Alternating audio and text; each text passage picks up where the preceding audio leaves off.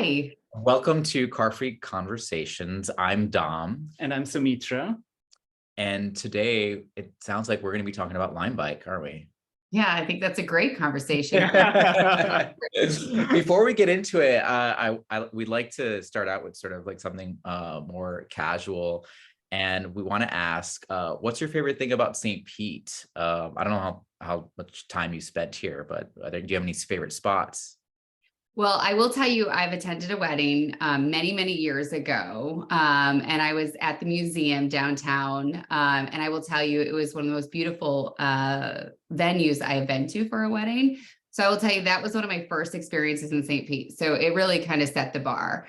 But I'm from Southwest Florida, so I live there. So I'm very familiar with the area, and I have spent some time up there, a couple times on some soccer fields, at least once more recently with my kids. Yeah, St. Pete's beautiful. I mean, wasn't it voted the sunniest city in Florida? So there's nothing wrong with that. You were at the MFA, the Museum of Fine Arts. I was.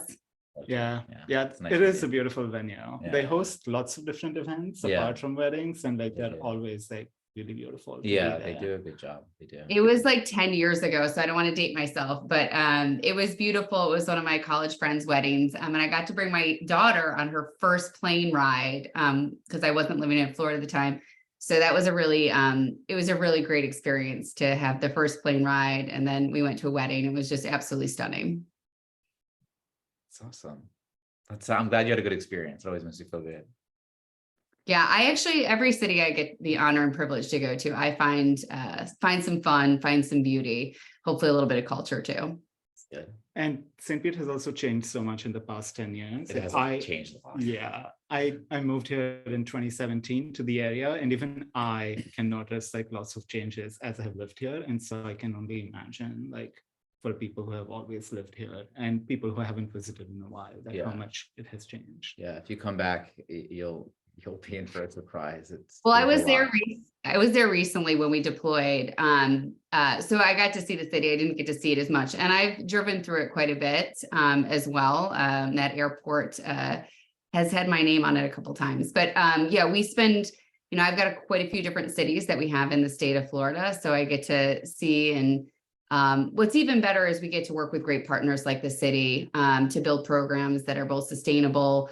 And something that can drive a kind of more car-free environment, which I know the city is just pushing towards. Well, that's a good segue.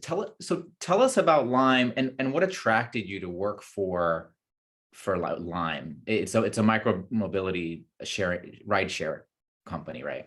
Yeah. Yeah, so we do micromobility. I will tell you, I've worked in many different sectors. So I've worked in nonprofit, I've worked in government, I've worked in philanthropy. I've kind of done that little gamut of, wanting to kind of be a part of something that was bigger than me.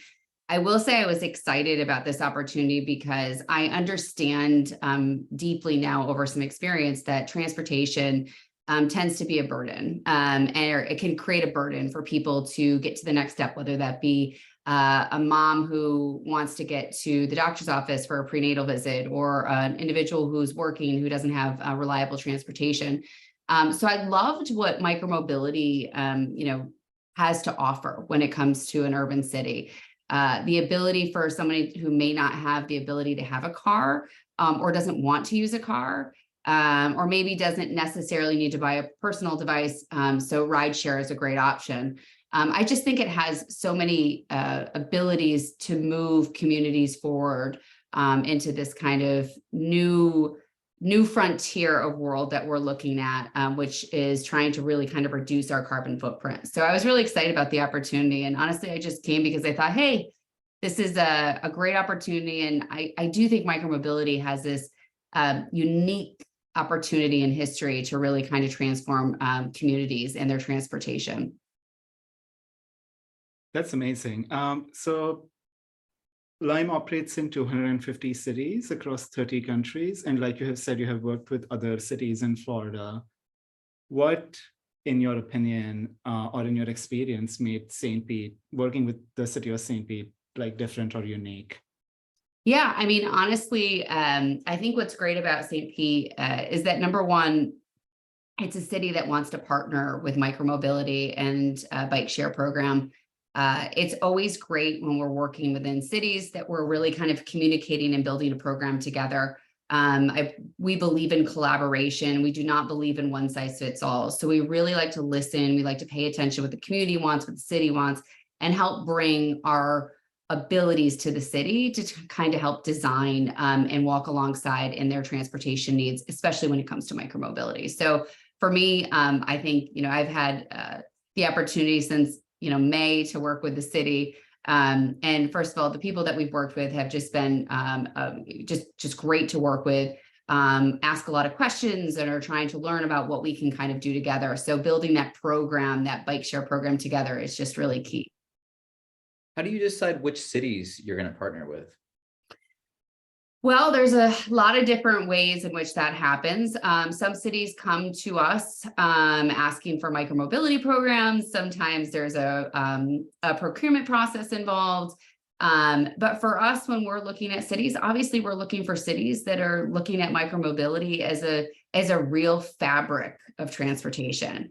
Not just a one-off. We want to become the fabric of the transportation and infrastructure system that is created. So for us, when we see a city like St. Pete, who's gotten some really good buzz in the media about being a forward-thinking and looking at micromobility, it's a great city. So we were very excited when we got the opportunity to come work with the city.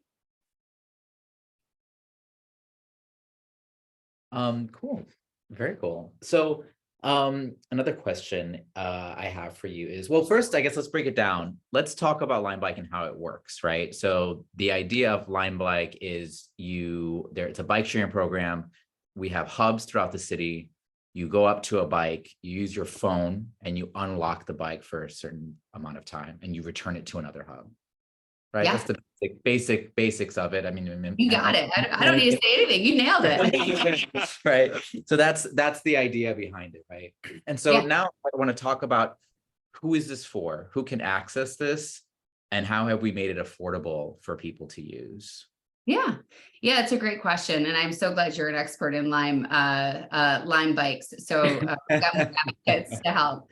Yeah, so it's kind of, I think micromobility in general kind of suits the needs of the community at large. So I know St. Pete has a lot of tourism that takes place, right? So we obviously have it available for when people come in and they don't have cars, like they would, maybe move with Uber, right? Like a transportation. It's there for that. It's also there for commuters, right? So people who are trying to move to go to a job. We operate 24 hours, which makes it even better for people who might not have a traditional 9-to-5 job, but work different shifts, right? So maybe they don't have a car and they have the ability. So we suit that need as well.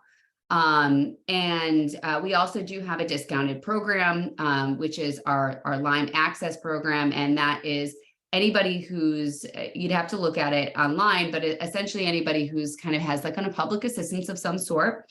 They can go online, easily upload a document, put a little bit of information in, and then once it's uploaded, very shortly after, they would potentially get signed up and get the ability to get the discounted price. You just do need to have an account set up at first, but yeah, there's that. And we also have some zones where there's reduced prices if you start your Lime bike in those zones. Again, trying to make that affordable and trying to make that equitable for everybody to try to be able to use these devices. Yeah, I did read about the affordability program, and sometimes users can get up to 70% discount on their rides, which is really helpful, especially if you're trying to get new registrations and you're trying to get people who may not live in a bustling area to get a ride. I think that's a great way to incentivize someone to use the Lime bikes for sure.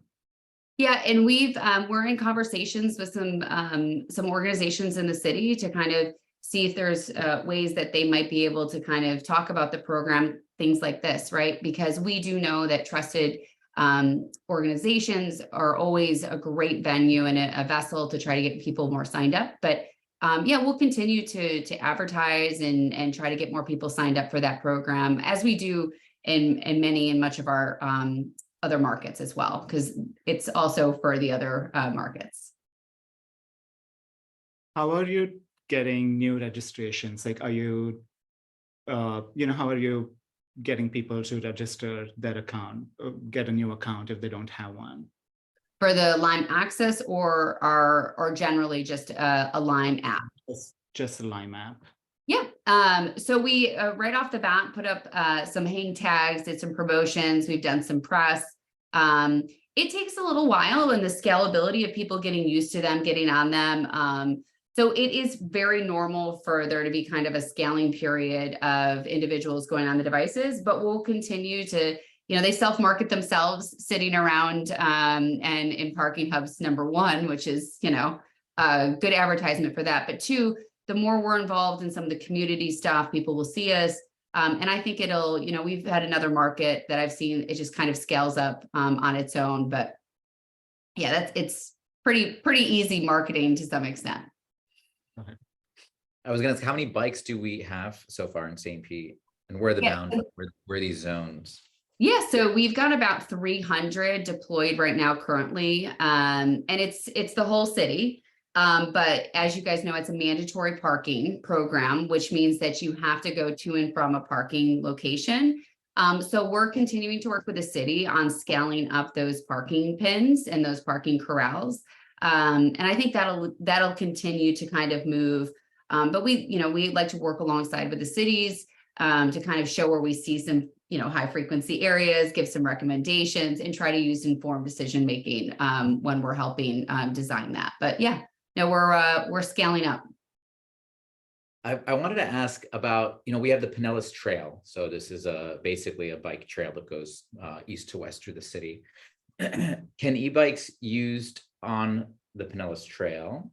And if so, can the e-assist be turned off as a courtesy to some people on the on that path? I've spoken with cyclists who get a little frustrated with some of the motorized vehicles on that path.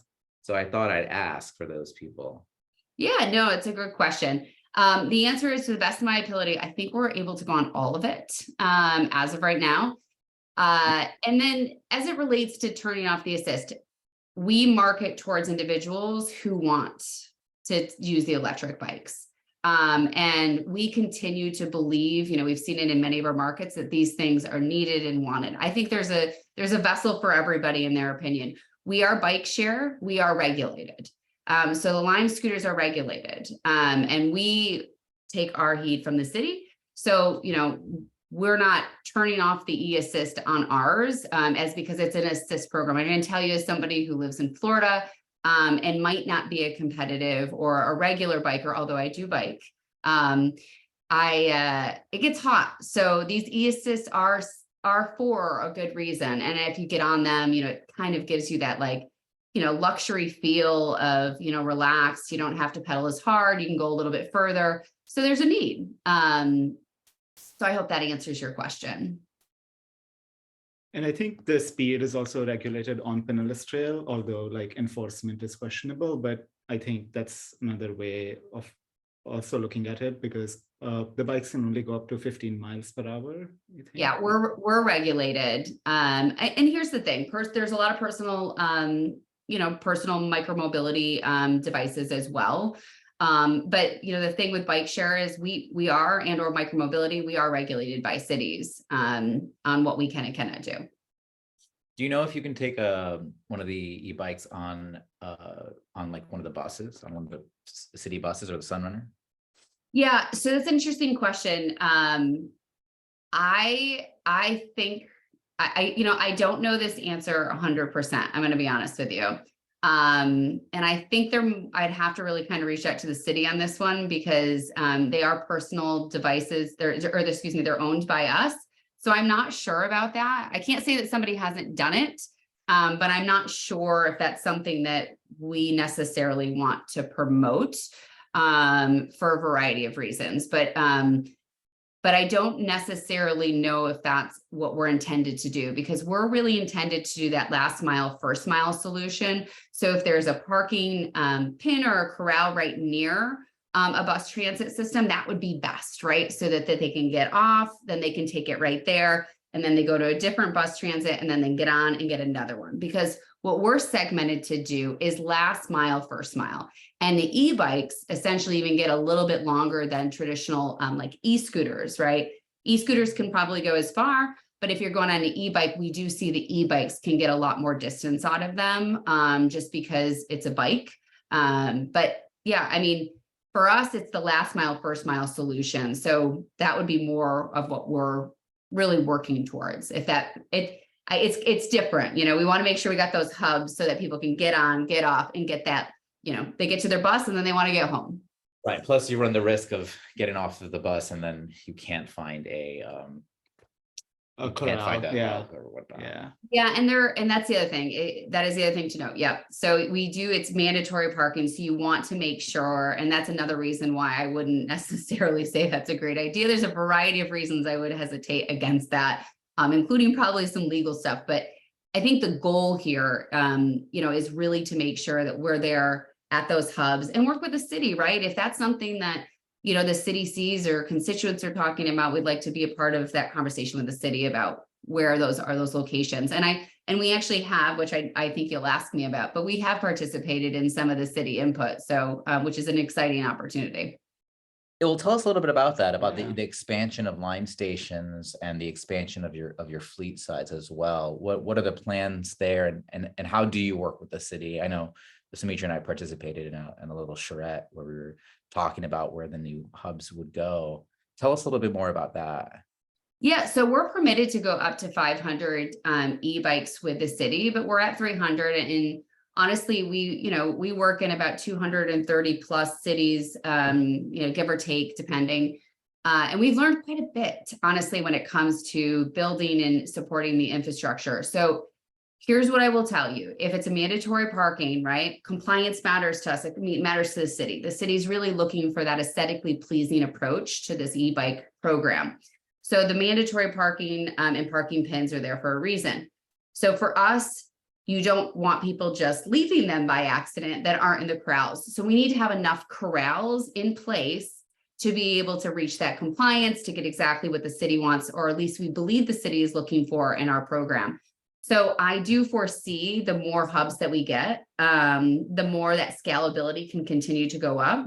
But we're always very aware that there's that aesthetically pleasing as well as that approach that they want to have of mandatory parking. So we will continue to, you know, scale, and that includes getting more parking locations so that people can get to and from, because people, if they're riding these, want to be able to go to and from the location. So the more hubs we have, the better, right? Because that means if you want to go down to the library or you want to go to your favorite coffee shop, you want to get as close to that as possible. And we want to be there to try to kind of guide and help.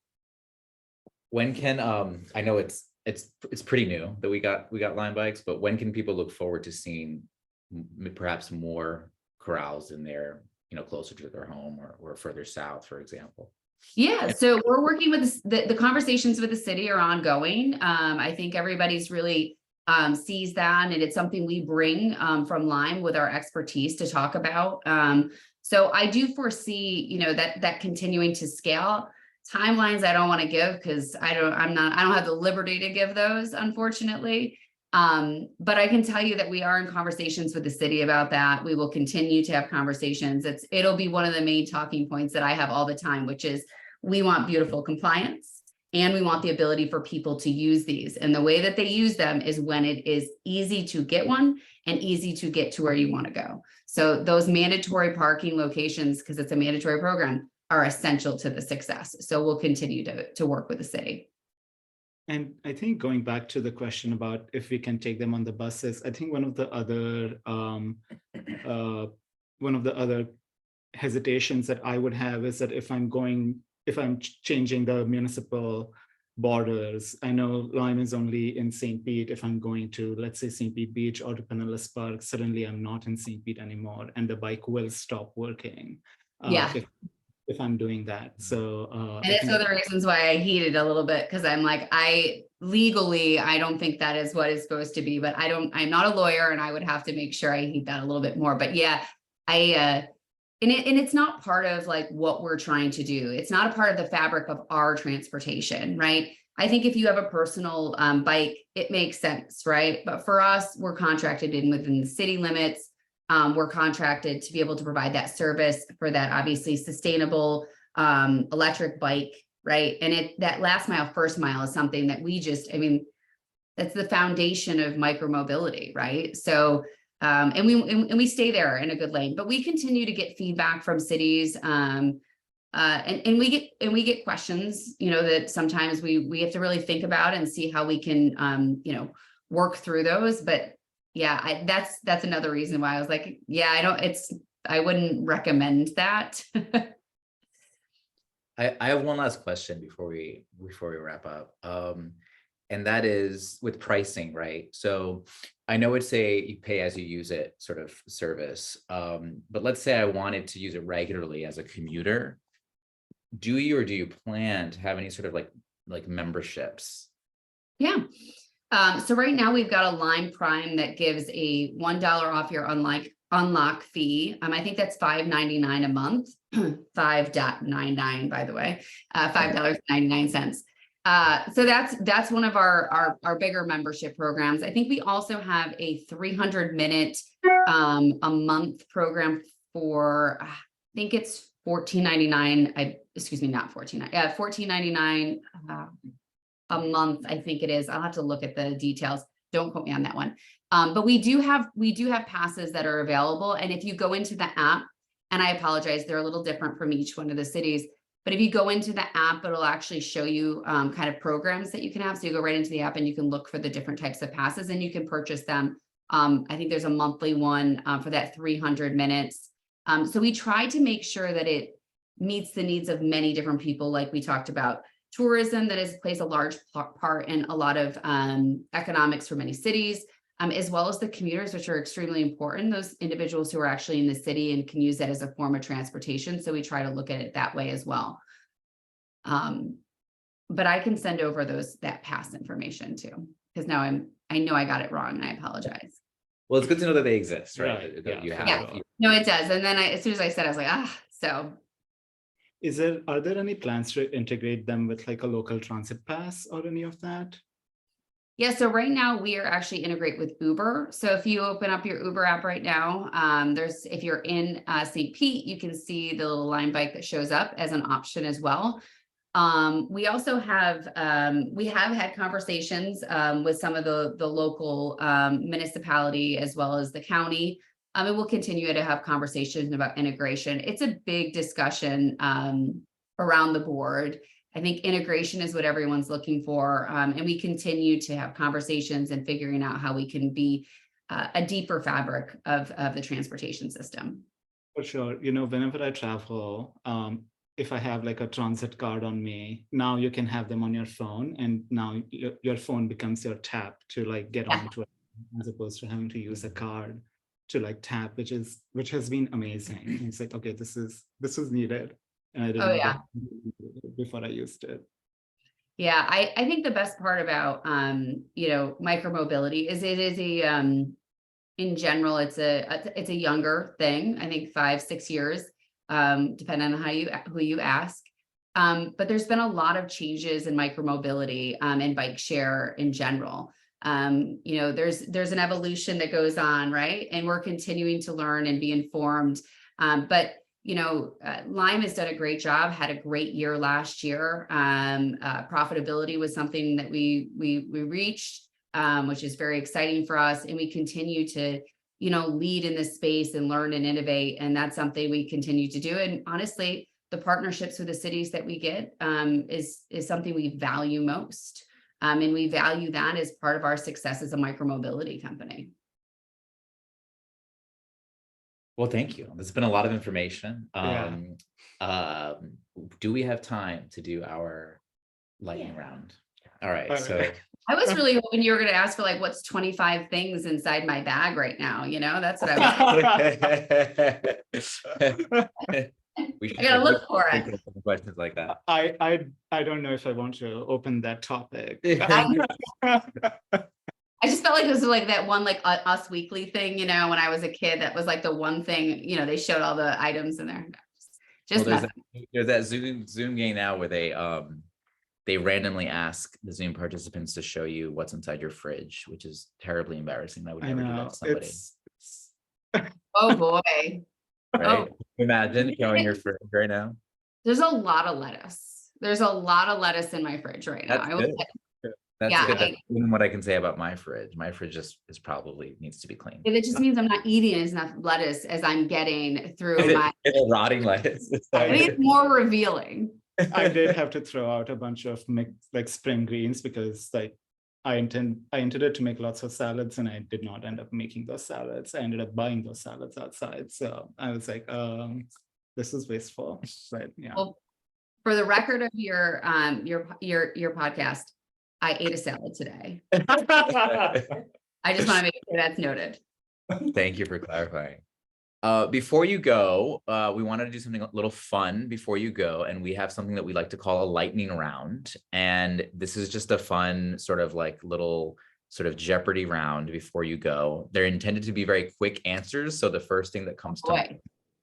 All right, you ready? And so the theme for these 10 questions is all about micromobility. Oh goodness.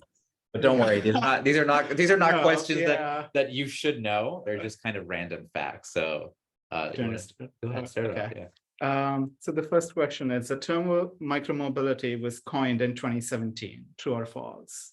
I'm sorry, you got to say that one more time. I didn't hear it. If I'm going to answer these, I got to make sure I know what I'm asking. The term micromobility was first coined in 2017. True or false? I would say true.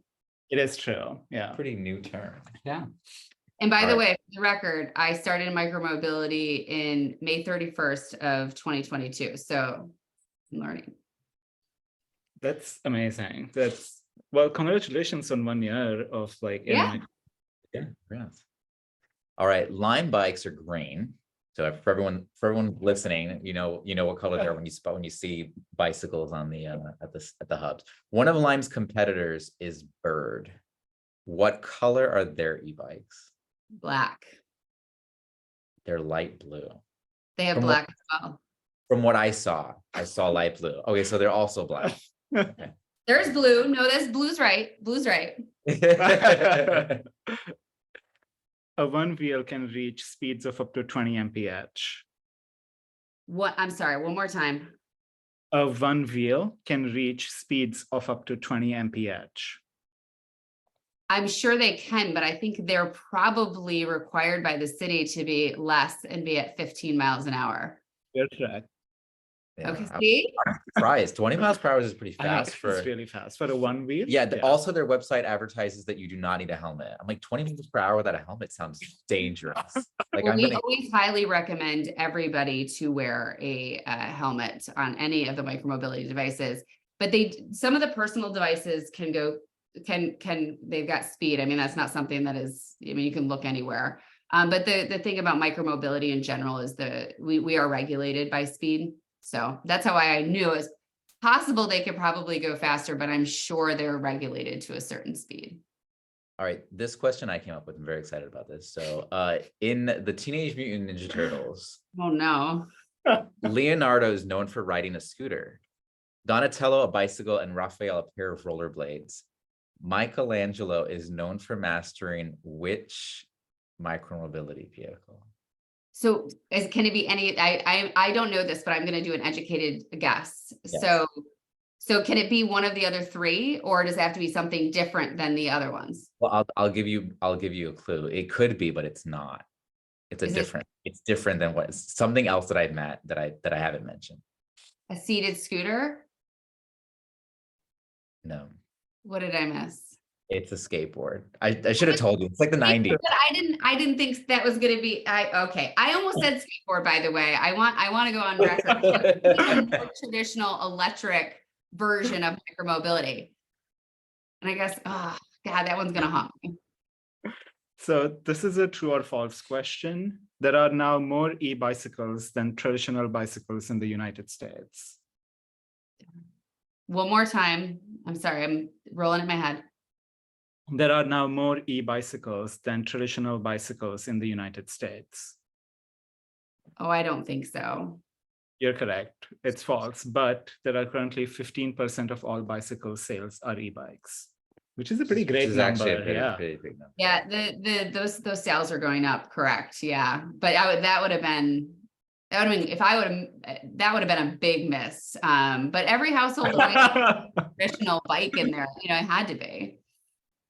The first true motorized bicycle was the Michaud Perrot steam-powered Velocipede in 1868.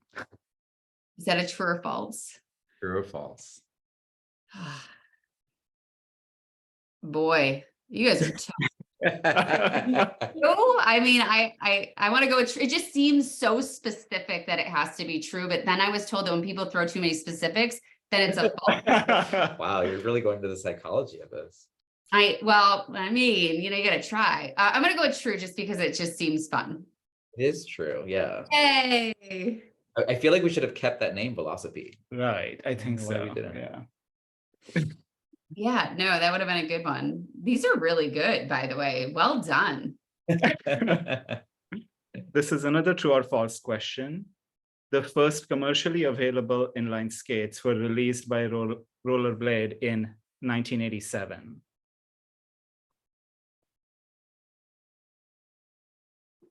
It's got to be earlier than that. Rollerblades. I mean, I want to date myself and tell you how old I am, so I figure false. It's actually true. I would have thought that was a little bit earlier. The Italian designed, well, I read that inline skates were invented earlier, but they were not available to purchase. Interesting. They were like invented earlier, but they weren't like available commercially. They Can I were take just a half point? Can I take a half point there? Can I negotiate a half Okay. point? Yeah, half a point, that's half a fine. point. The competitiveness in me. The Italian designed moped, Piaggio's Vespa, was created with spare aircraft parts from World War II. True or false? Oh man. I don't know. True. It is true. Yeah, it is true. Again, it's a very specific question. It is. Yeah, maybe we should make it more vague next time. Also, anyway, I was going to go somewhere where it's like, No, for the future people on this podcast, I think you should do exactly what you're doing because my strategy is working. If it's too specific, because of its step-in frame design, the Vespa became available to what two untapped demographics?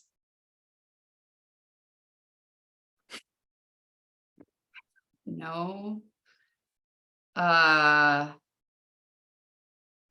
Give me with the demographics, be a little bit more specific for me on what are we looking for?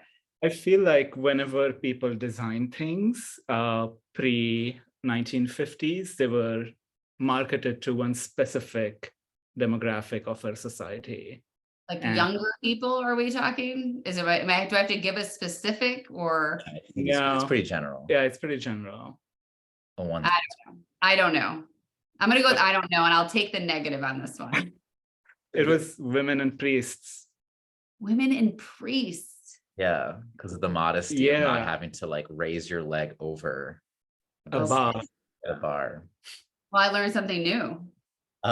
Name the country. This is the last one. Name the country that has the highest motorized bicycle scooter usage, and we're talking gas, electric, all of that.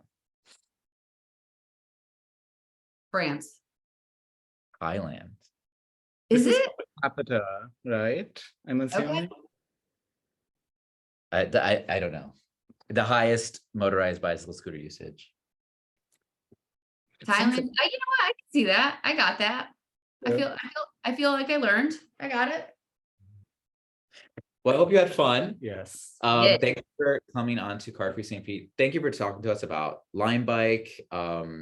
I'm really excited about the program. I think it's going to be a huge success here in St. Pete. And I'm looking forward to seeing more of the corrals, more bikes around for sure. Yeah. And, I think we really needed a robust program that was integrated into the current transportation that we have in the city. Yeah.